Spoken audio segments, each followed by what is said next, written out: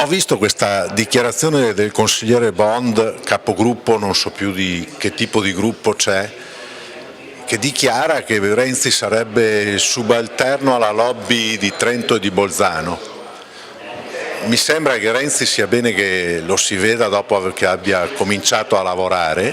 ma in ogni caso vorrei dire al consigliere Bond che per ridurre le distanze che oggi esistono, non certo per eliminarle, ma almeno per ridurle, sarebbe stato importante approvare la legge di attuazione dell'articolo 15 dello Statuto che conferisce importanti competenze alla provincia di Belluno. Invece purtroppo in questi 2 anni il consigliere Bond ha posto il veto.